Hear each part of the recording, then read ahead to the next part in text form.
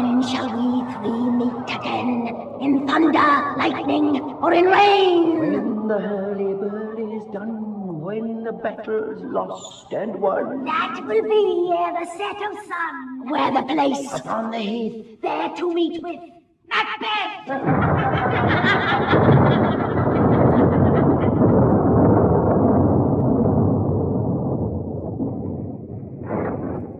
Macbeth, Lord of Glamis and kinsman and general to Duncan, King of Scotland, returns from defeating a rebel army. With him is another of Duncan's generals, Banquo. Their way lies over a desolate heath. Out of the mist appear three witches. Fair is foul, and foul is fair, hover through the fog and fill the air.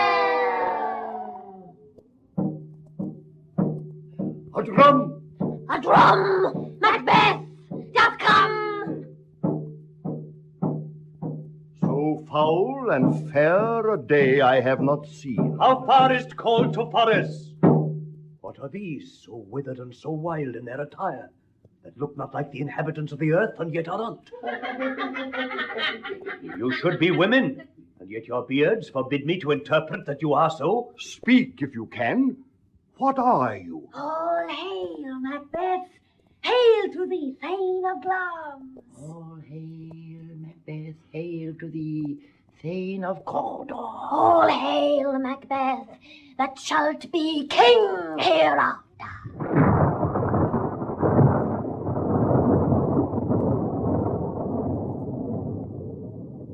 Good sir, why do you start and seem to fear things that do sound so fair? I' the name of truth, are ye fantastical, or that indeed which outwardly ye show? To me you speak not.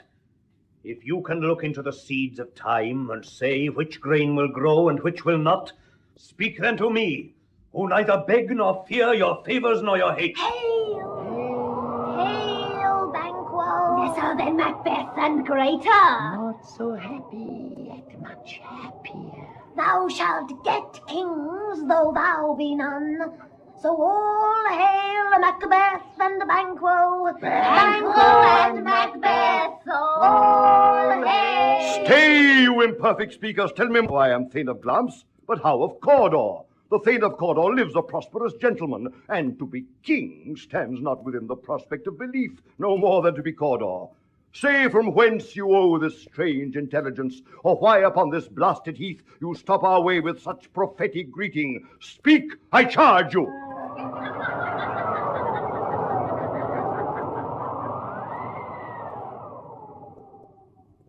The earth hath bubbles as the water has, and these are of them.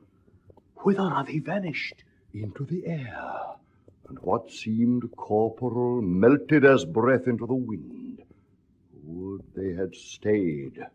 Were such things here as we do speak about? Or have we eaten on the insane root that takes the reason prisoner? Your children shall be kings. You shall be king. And Thane of Cawdor too, went it not so? To the self-same tune and words. Who's here? The king hath happily received, Macbeth, the news of thy success. We are sent to give thee from our royal master thanks. And for an earnest of a greater honour, he bade me from him call thee Thane of Cawdor.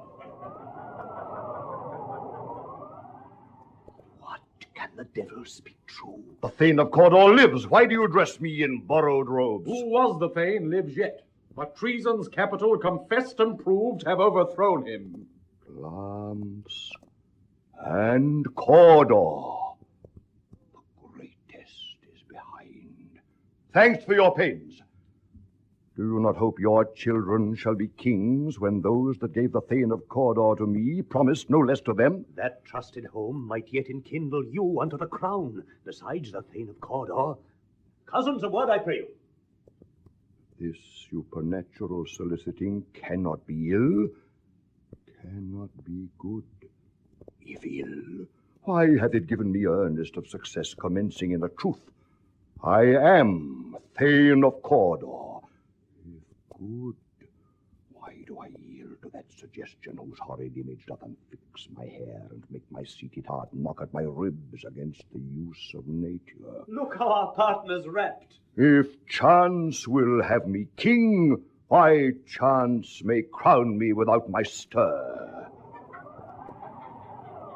Come what come may, time and the hour runs through the roughest day. Macbeth sends his wife a letter in which she reads of his meeting with the witches and of their prophecies. They met me in the day of success, and I have learned by the perfectest report they have more in them than mortal knowledge. When I burned in desire to question them further, they made themselves air, into which they vanished.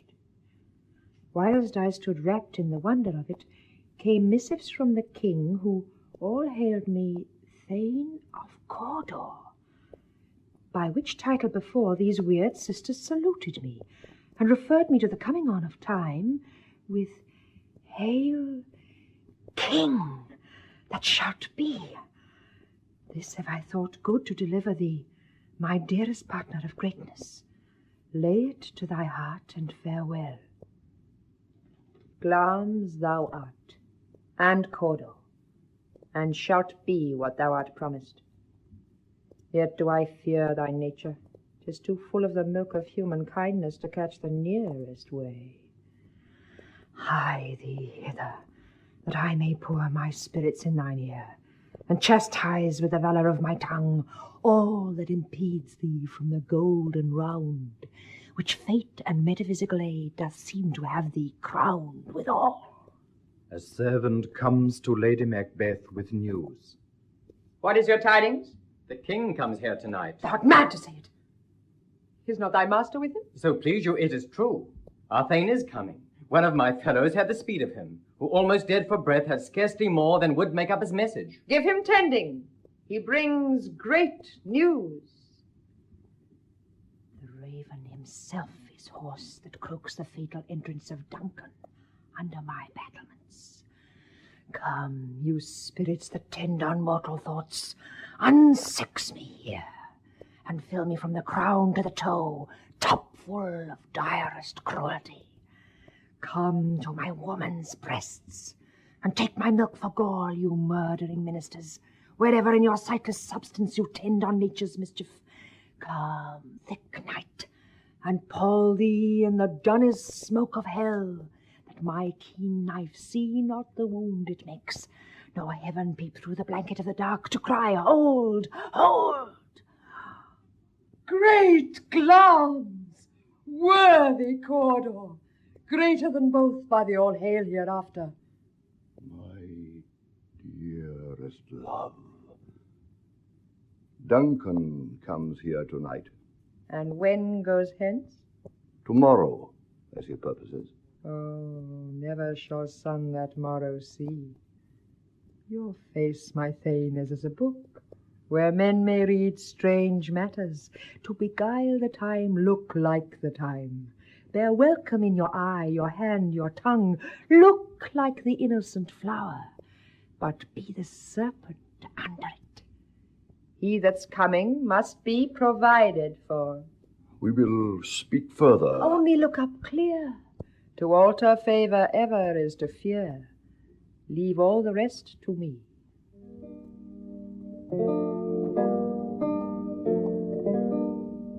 That night, Macbeth leaves the hall where his royal guest is at supper.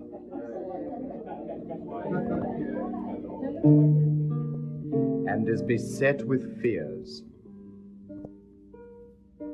If it were done when 'tis done, then 'twere well 'twere done quickly.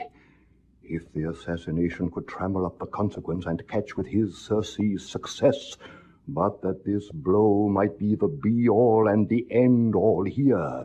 But here upon this bank and shoal of time we jump the life to come. But in these cases we still have judgment here, that we but teach bloody instructions, which being taught return to plague the inventor. This even-handed justice commends the ingredients of our poisoned chalice to our own lips. He is here in double trust. First, as I am his kinsman and his subject, strong both against the deed. Then as his host, who should against his murderer shut the door and not bear the knife myself. Besides, this Duncan hath borne his faculties so meek, hath been so clear in his great office, that his virtues will plead like angels trumpet-tongued against the deep damnation of his taking off, and pity, like a naked newborn babe striding the blast, or heaven's cherubim horsed upon the sightless couriers of the air, shall blow the horrid deed in every eye, that tears shall drown the wind. I have no spur to prick the sides of my intent, but only vaulting ambition, which o'erleaps itself and falls on the other. Ah, now, what news? He has almost supped. Why have you left the chamber?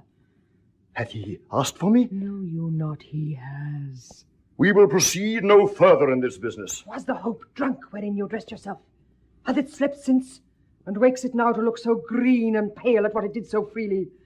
From this time, such I account thy love. Wouldst thou have that which thou esteem'st the ornament of life, and live a coward in thine own esteem, letting I dare not wait upon I would, like the poor cat i' the adage? Prithee, peace. I dare do all that may become a man.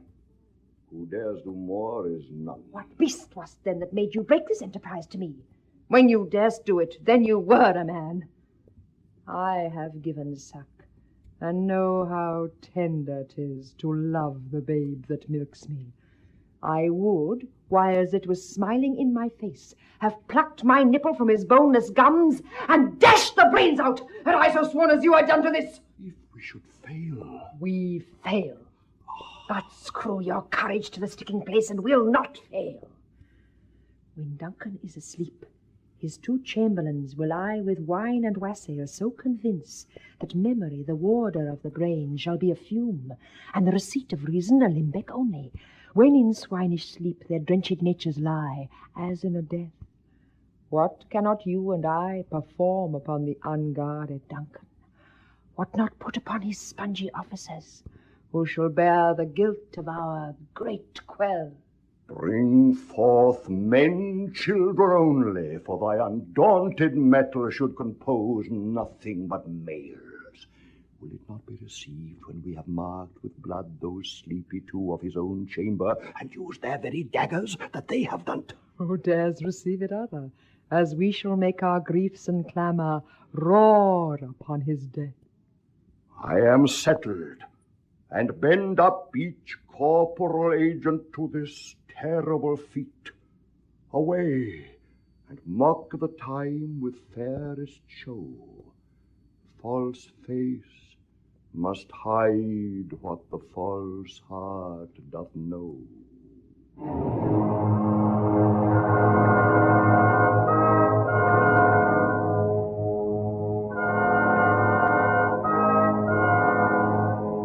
Macbeth sends his servants to bed, and alone waits for sleep to envelop the castle.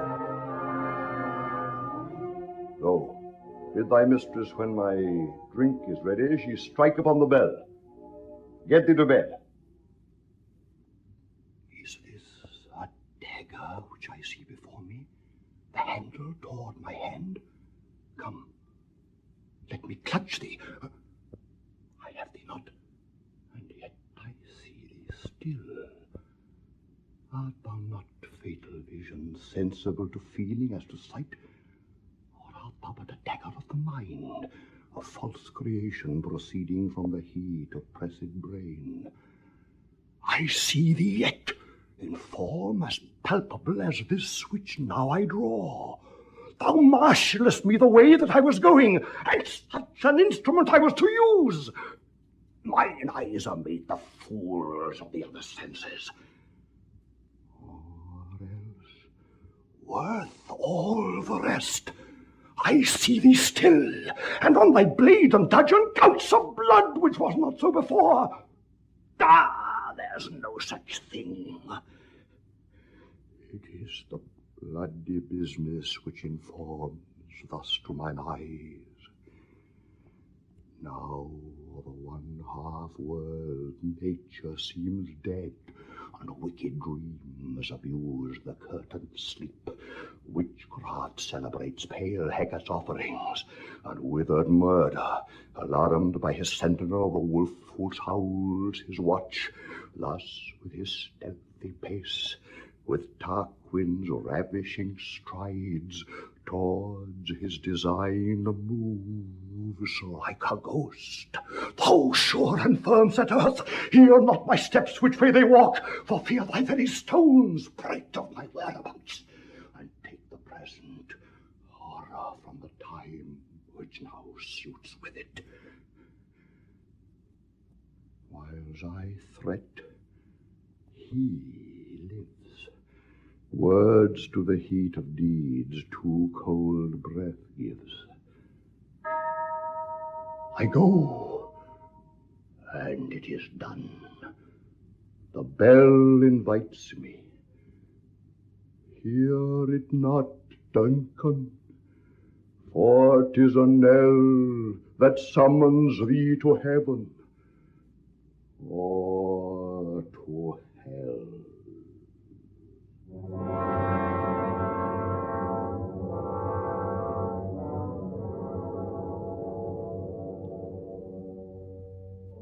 Macbeth steals into the room where the king is sleeping.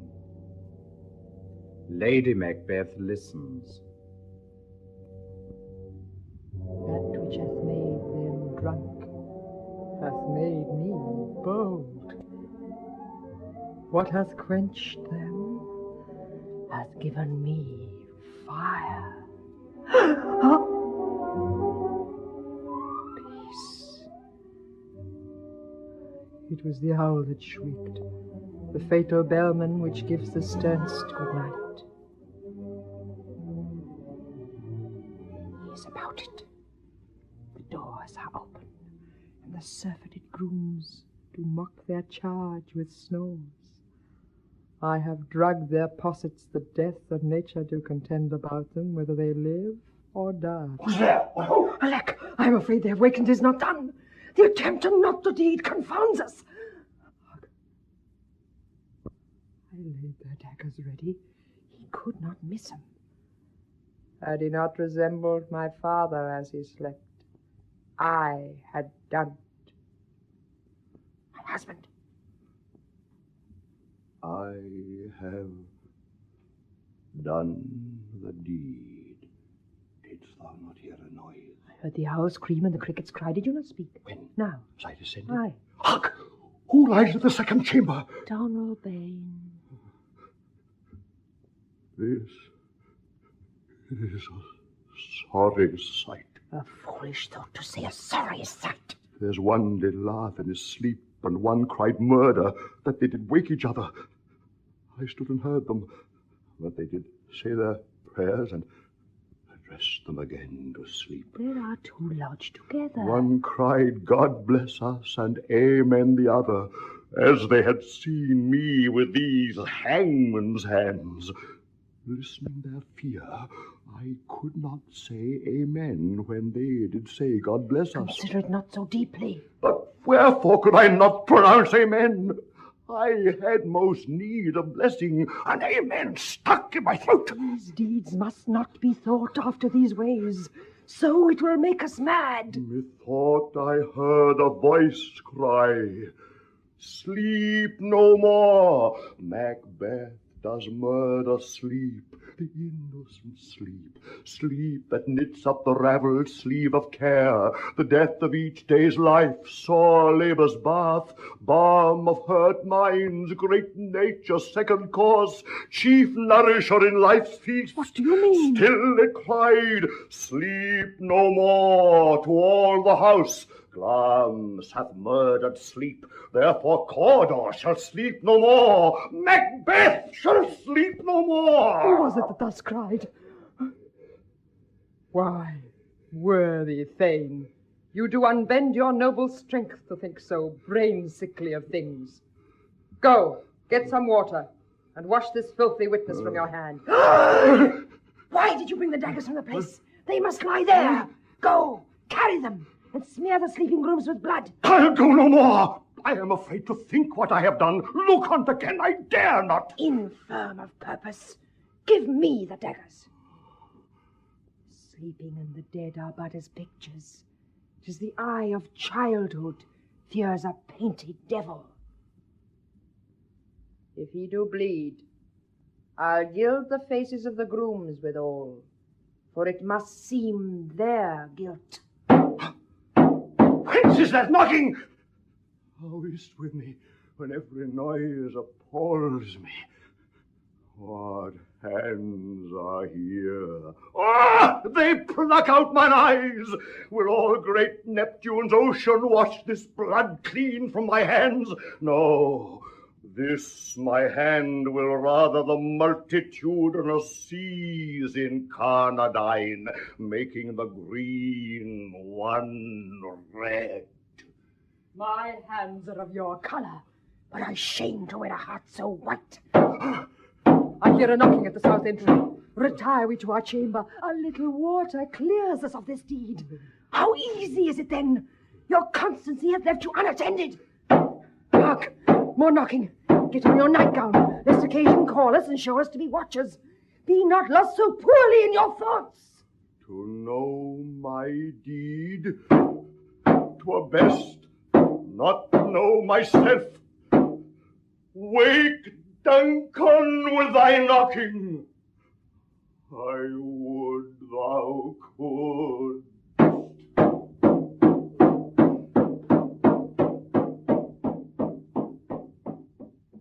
It is dawn. The knocking at the castle door heralded the arrival of Macduff on a mission to the king. Is the king stirring, worthy Thane? Not yet. He did command me to call timely on him. I'll make so bold to call, for 'tis my limited service. Macduff enters the king's bedchamber. Oh, horror, horror, horror! Tongue nor heart cannot conceive nor name thee. What's the matter? Confusion now hath made his masterpiece. Most sacrilegious murder hath broke up the Lord's anointed temple and stolen thence the life of the building. What is to say, the life? Mean you his majesty? Approach the chamber and destroy your sight with a new gorgon. Do not bid me speak. See, and then speak yourselves. Awake! Awake! Ring the alarm bell! Murder and treason, banquo and unordained! Malcolm, awake! Shake off this downy sleep, death's counterfeit, and look on death itself. Up and see the great doom's image. Malcolm, Banquo, as from your graves rise up and walk like sprites to countenance this horror. Ring the bell! What's the business that such a hideous trumpet calls to parley the sleepers of the house? Speak! Speak! Oh, gentle lady, it is not for you to hear what I can speak. The repetition in a woman's ear would murder as it fell. Oh, Banquo, Banquo! Our royal master's murdered. Oh! By whom? Those of us chamber, as it seemed, had done it. Thy hands and faces were all badged with blood. So were their daggers, which unwiped we found upon their pillows. Oh, yet I do repent me of my fury that I did kill them. Wherefore did you so? Who can be wise, amazed, temperate, and furious, loyal and neutral in a moment? No man. Here lay Duncan, his silver skin laced with his gold and blood. There the murderers steeped in the colours of their trade, their daggers unmannerly breached with gore. Who could refrain that had a heart to love, and in that hard courage to make love known? Help me, handsome! Look to the lady! Look to the lady! Fears and scruples shake us. In the great hand of God I stand, and thence against the undivulged pretense I fight of treasonous malice. And so do I. Oh! Let's briefly put on manly readiness and meet to the hall together. Well contented!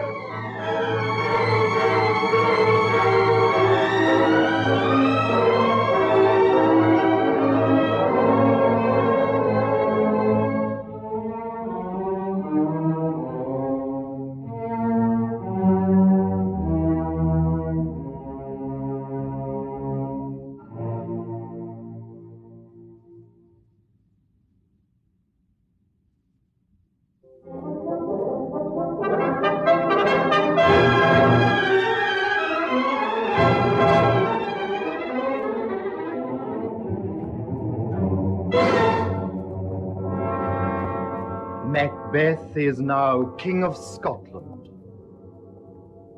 Oh, full of scorpions is my mind, dear wife. Thou knowest that Banquo and his fleance lives. But in them nature's copy is not eternal. There's comfort yet. They are assailable. Come, sealing night, scarf up the tender eye of pitiful day, and with thy bloody and invisible hand cancel and tear to pieces that great bond which keeps me pale. Light thickens, and the crow makes wing to the rooky wood. Good things of day begin to droop and drowse, whilst night's black agents to their praise do rouse. Thou marvelest at my words, but hold thee still. Things bad begun make strong themselves by ill.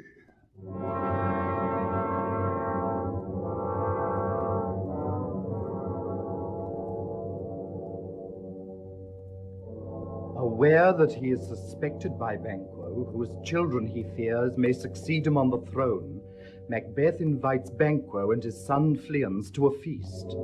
But on the way to it, he has them set upon. Banquo is killed, but Fleance escapes.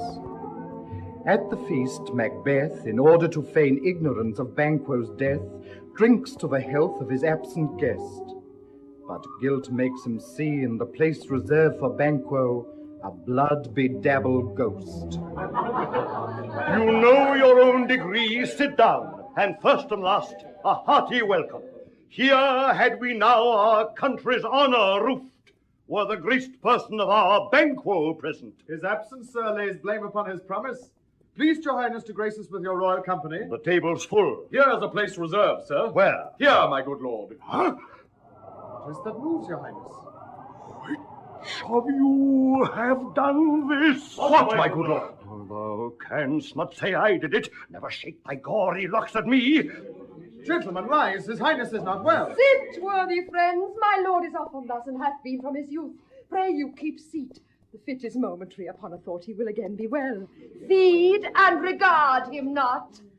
Are you a man? I and a bold one that dare look on that which might appall the devil. Proper stuff. This is the very painting of your fear. This is the air-drawn dagger which you said led you to Duncan. Shame itself. Why do you make such faces? When all's done, you look but on a stool. Prithee, see there, behold, lo, look, what say you? What care I? If thou canst nod, speak too. If charnel houses and our graves must send those we bury back, our monument shall be the moors of Kite. Who art quite unmanned in folly. Stand here. I saw him. Aye, for shame. Blood hath been shed ere now with the olden time, ere human statute purged the gentle wheel. Aye, and since too, murders have been performed too terrible for the ear. The time has been that when the brains were out, the man would die, and there an end. But now they rise again, with 20 mortal murders on their crowns, and push us from our stools.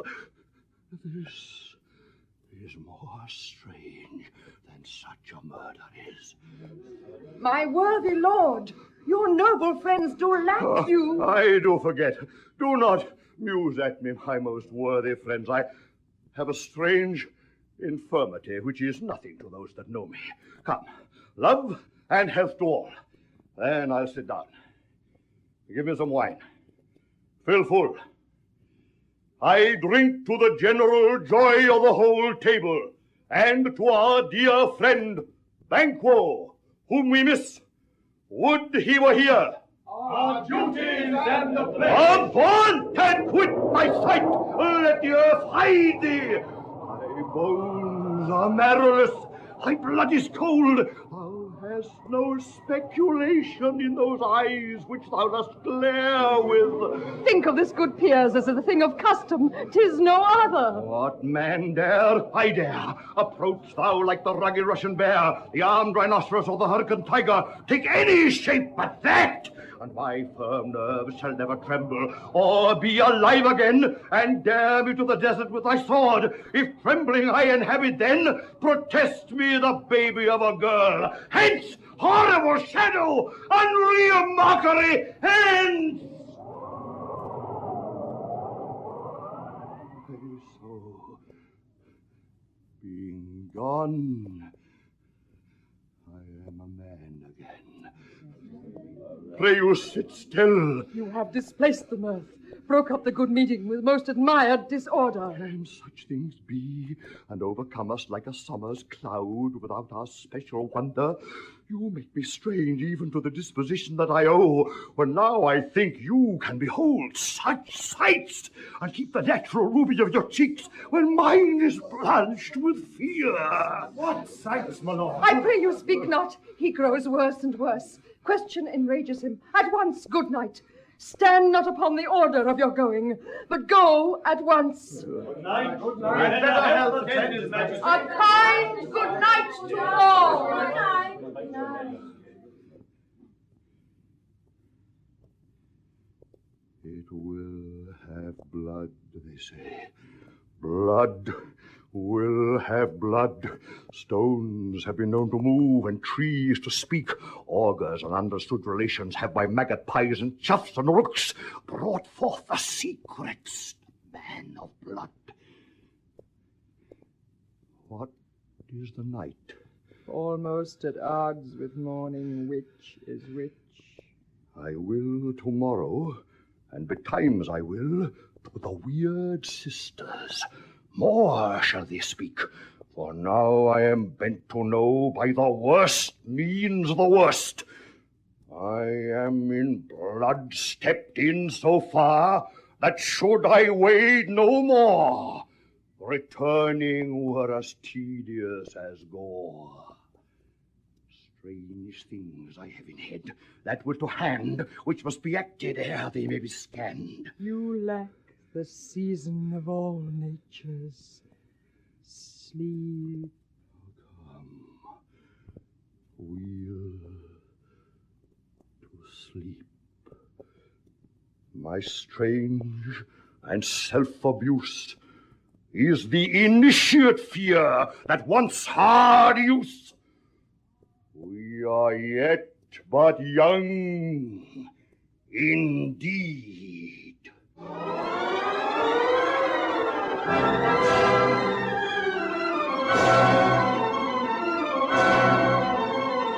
Macbeth seeks out the witches in a cavern and urges them to reveal to him more of the future.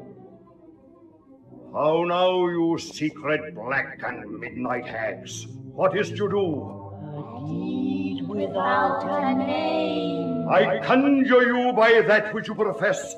Answer me to what I ask you. Say if thou'dst rather hear it from our mouths or from our masters. Call 'em, let me see 'em. Pour in sow's blood that hath eaten her 9 farrows. Grease that sweat from the murderer's gibbet throw into the flame. Come high or low, thyself and office deftly show. Tell me, thou unknown power. He knows thy thought. Hear his speech, but say thou naught. Macbeth, Macbeth, Macbeth. Beware, Macduff. Beware the Thane of Fife. Dismiss me enough. But one word more. He will not be commanded. Here's another, more potent than the first. Macbeth, Macbeth, Macbeth. Had I 3 ears, I'd hear thee. Be bloody, bold, and resolute. Laugh to scorn the power of man, for none of woman born shall harm Macbeth.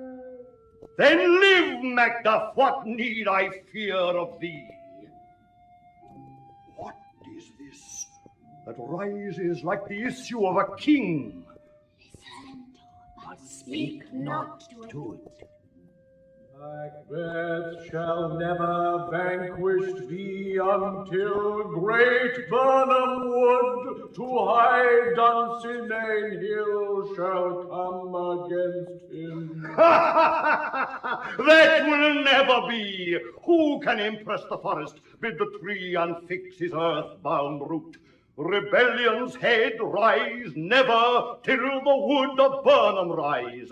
Yet my heart throbs to know one thing.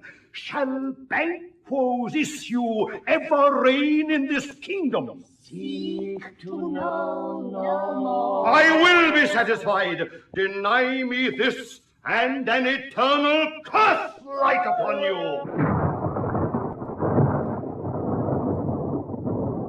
Let me know. Why sinks that cauldron? And what noise is this?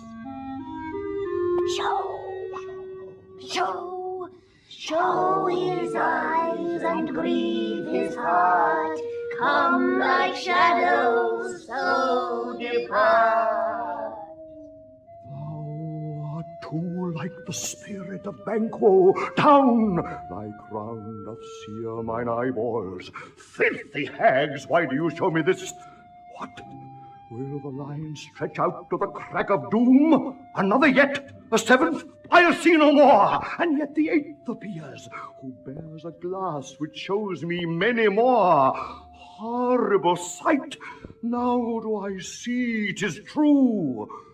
For the blood-bolted Banquo smiles upon me and points at them for his. What? Is this so? This is so.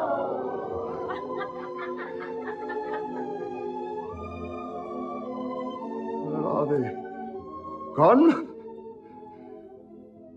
Let this pernicious hour stand I accursed in the calendar.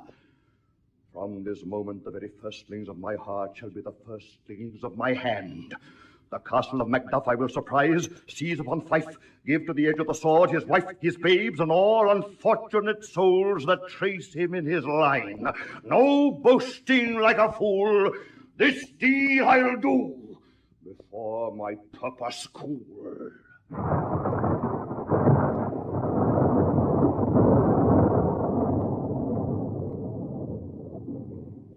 To the English court where Malcolm, the son of the murdered Duncan and Macduff, have taken refuge, comes news of Macbeth's reign of blood in Scotland. See who comes here. My countryman, but yet I know him not. My gentle cousin Ross, welcome hither. Stand Scotland where it did. What's the newest grief? That of an hour's age doth hiss the speaker. Each minute teems a new one. How does my wife? Why, well. And all my children? Well, too. The tyrant has not bettered their peace. No, they were well at peace when I did leave them. Be not a niggard of your speech. How goest? Now's the time of help, Malcolm. You or I in Scotland would create soldiers, make our women fight to doff their dire distresses. Bear for comfort, we are coming thither. Gracious England hath lent us good seaward and 10,000 men. Would I could answer this comfort with the like. But I have words that would be howled out in the desert air, where hearing should not latch them. Though the main part, Macduff, pertains to you alone. If it be mine, keeping it from me. But clear lip me heft. Let not your ears despise my tongue forever, which shall possess them with the heaviest sound that ever yet they heard. Oh, I guess at it. Your castle is surprised. Your wife and babes savagely slaughtered, to relate the manner whereon the quarry of those murdered deer, to add the death of you. Merciful heaven! What man ne'er pull your hat upon your brow? Give sorrow words. My children, too. Wife, children, servants, all that could be found. And I must be from thence. My wife killed too. I have said. Be comforted. Let's make us medicines of our great revenge to cure this deadly grief. He has no children. All my pretty ones, did you say? All. Oh, hail kite! All. What? All my pretty chickens and their dam at one fell swoop. Dispute it like a man. I shall do so, but I must also feel it as a man. I cannot but remember such things that were most precious to me.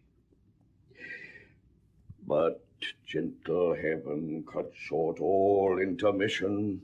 Front to front bring thou this fiend of Scotland and myself. Within my sword's length set him. If he escape, heaven forgive him too.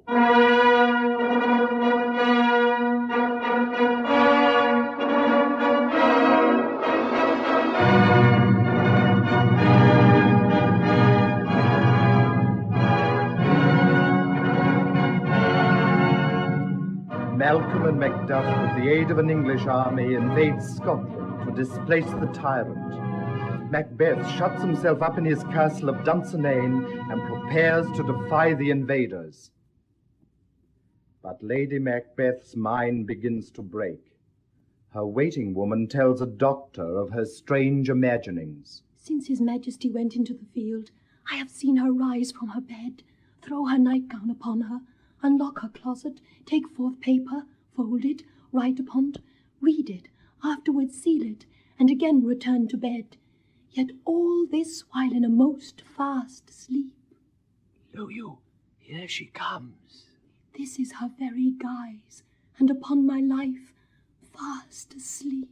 How came she by that light? Why, it stood by her. She has light by her continually. 'Tis her command. You see her eyes are open? Aye, but their sense is shut. What is it she does now? Look how she rubs her hands. Yes, a spot. Ah, she speaks. Out. Damn spot. Out, I say. 1, 2. Why then, 'tis time to do it. Hell is murky.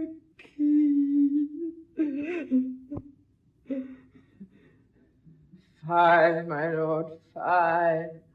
A soldier and a fear. What need we fear? Who knows it? When none can call our power to account.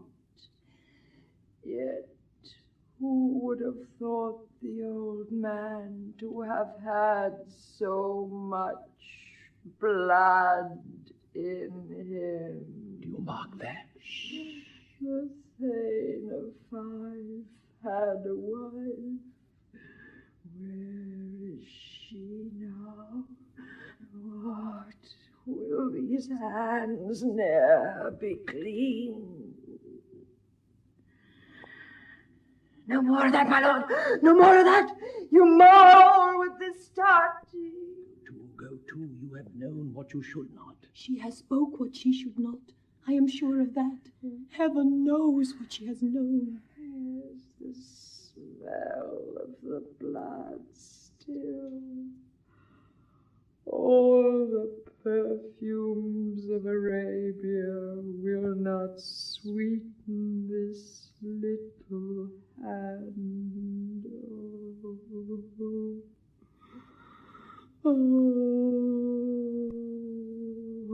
What a sigh is there. The heart is sorely charged. I would not have such a heart in my bosom for the dignity of the whole body. Wash your hands. Put on your nightgown. Look not so pale. I tell you yet again, Banquo's buried. He cannot come out on his grave. Even so. To bed. To bed. There's knocking at the gate. Calm. Come, come, come, give me your hand. What's done cannot be undone.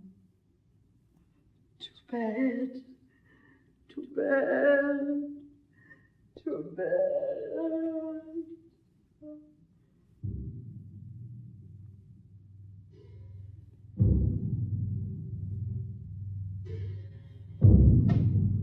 The avenging army besieges the castle of Dunsinane. Macbeth feels himself secure in the witch's promise. Macbeth shall never vanquished be until great Burnham Wood to high Dunsinane Hill shall come against him.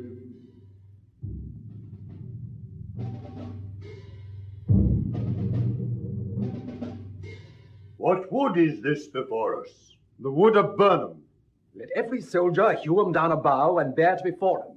Thereby shall we shadow the numbers of our host and make discovery err in report of us. It shall be done.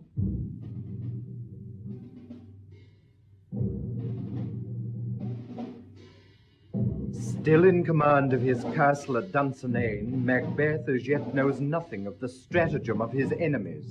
Hang out our banners on the outward walls! The cry is still, they come! Our castle strength will laugh a siege to scorn. Here let them lie, till famine and the ague eat them up! What is that noise? It is a cry of women, my good lord. I have almost forgot the taste of fears. I have supped full with horrors, direness familiar to my slaughterous thoughts cannot once start me. Wherefore was that cry? The queen, my lord, is dead. She should have died hereafter. There would have been a time for such a word. Tomorrow, and tomorrow, and tomorrow creeps in this petty pace from day to day to the last syllable of recorded time. And all our yesterdays have lighted fools the way to dusty death. Out, out, brief candle, life's but a walking shadow, a poor player that struts and frets his hour upon the stage and then is heard no more. It is a tale told by an idiot, full of sound and fury, signifying nothing. Thou comes to use thy tongue, thy story quickly. The gracious my lord. Well, say so. As I did stand my watch upon the hill, I looked toward Burnham, and anon methought the wood began to move. Liar and slave! Let me enjoy your wrath if it be not so.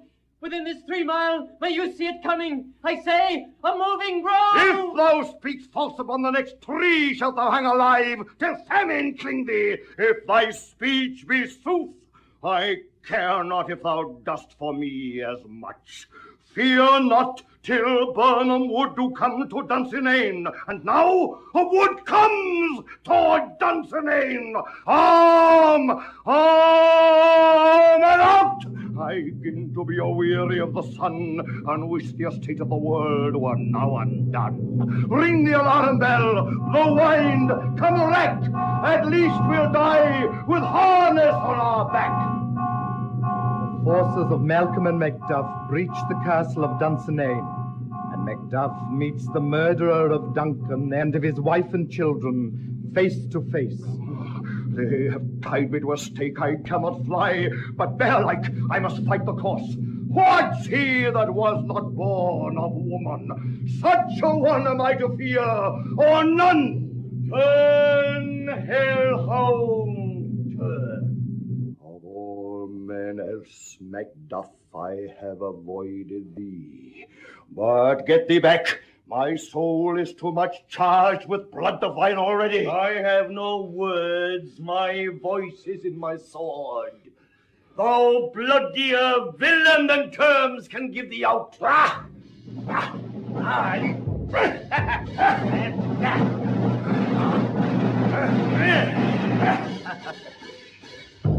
Thou losest labor. I bear a charmed life, which must not yield to one of woman born. Despair thy charm, and let the angel whom thou still hast served tell thee, Macduff was from his mother's womb untimely ripped. Cursed be that tongue that tells me so, and be these juggling fiends no more believed, that keep the word of promise to our ear, and break it to our hope. I'll not fight with thee. Then yield thee, coward. I will not yield to kiss the ground before young Malcolm's feet. Though Burnham would be come to Dunsinane, and thou opposed, being of no woman born, yet I will try the last. Before my body I throw my warlike shield. Lay on, Macduff, and damned be him that first cries, hold enough!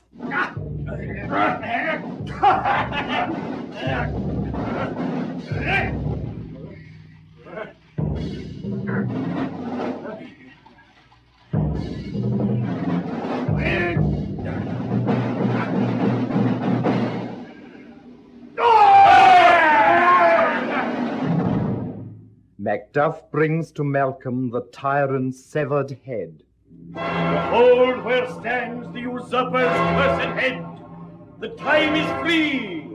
Hail Malcolm, King of Scotland!